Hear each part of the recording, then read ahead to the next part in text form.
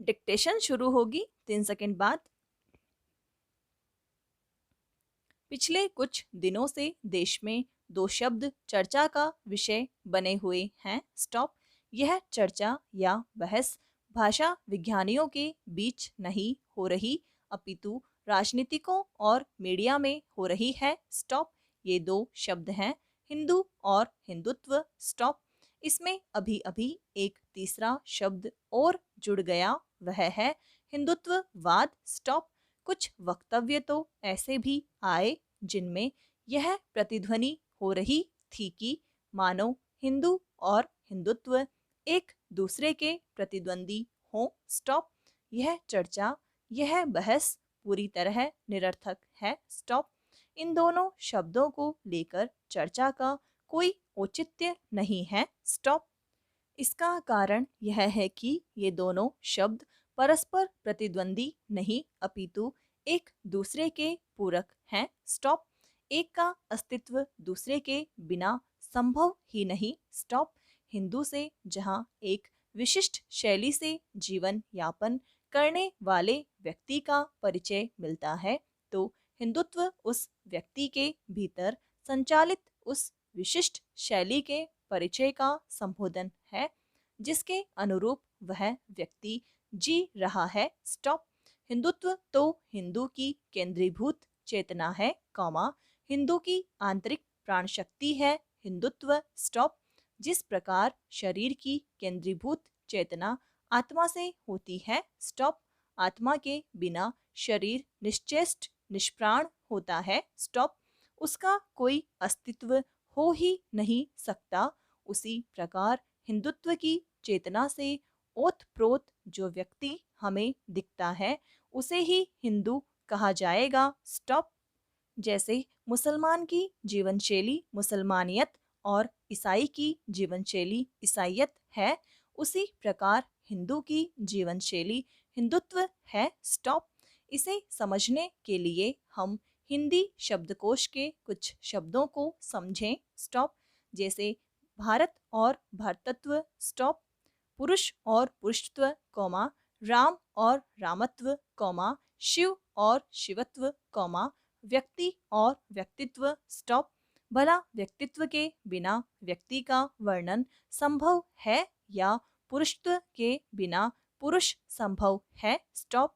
जिस प्रकार पुरुषत्व से पुरुष की और व्यक्तित्व के वर्णन से व्यक्ति की पहचान होती है, वर्णन होता है, उसी प्रकार हिंदू की विशेषताओं का नाम हिंदुत्व है। स्टॉप।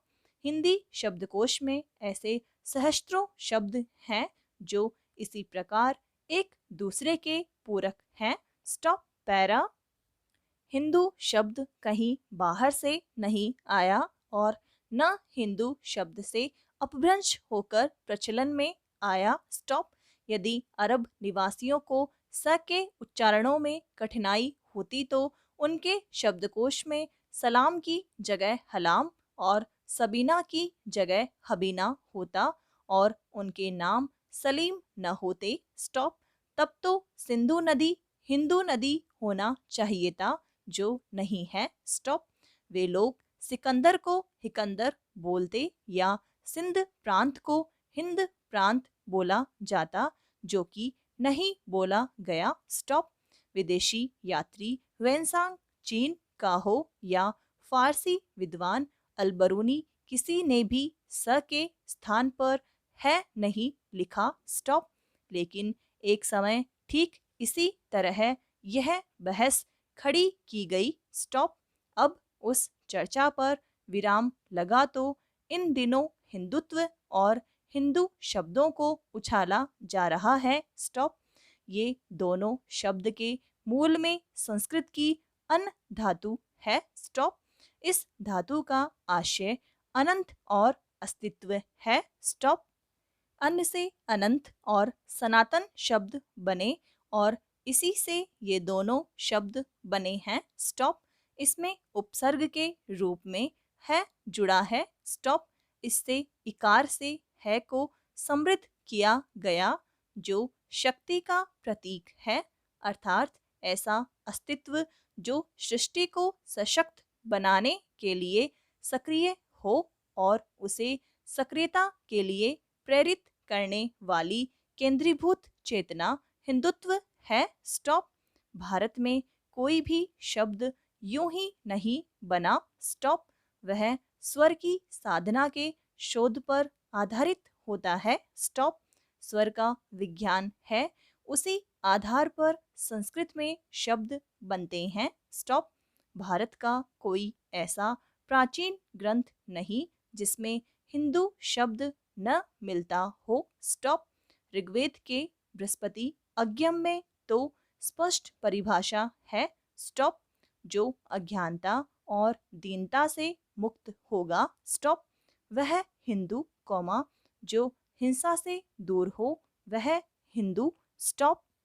अज्ञानता से दूर रहना अर्थात समस्त प्रकार के ज्ञान से युक्त होना, कौमा दीनता से मुक्त होना अर्थात मानसिक, कौमा शारीरिक, कौमा आर्थिक सब प्रकार की दीनता से मुक्त होना। स्टॉप।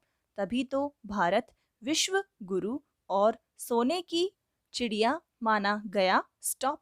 इसलिए वह विदेशी विद्वानों और लुटेरों दोनों के आकर्षण का केंद्र था। स्टॉप। भारतीय वाङ्मय में 20 प्रकार की हिंसा का उल्लेख आता है। स्टॉप। किसी शस्त्र से किसी की देह पर प्रहार तो एक प्रकार की हिंसा है। स्टॉप।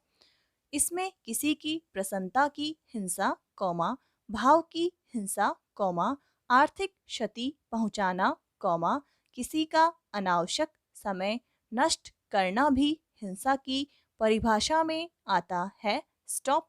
इन सबसे ऊपर हो जो किसी की भावना को ठेस नहीं पहुंचाता, कौमा जो किसी निर्दोष पर प्रहार नहीं करता, कौमा जो किसी को आर्थिक हानि नहीं पहुंचाता और जो ज्ञान विज्ञान से परिपूर्ण है, उसे हिंदू कहा गया। स्टॉप।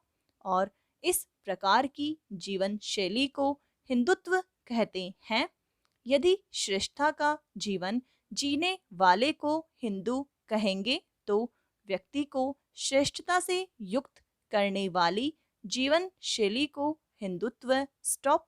शब्द हिंदू और हिंदुत्व ठीक उसी प्रकार एक दूसरे के पूरक है जैसे आर्य और आर्यत्व। स्टॉप।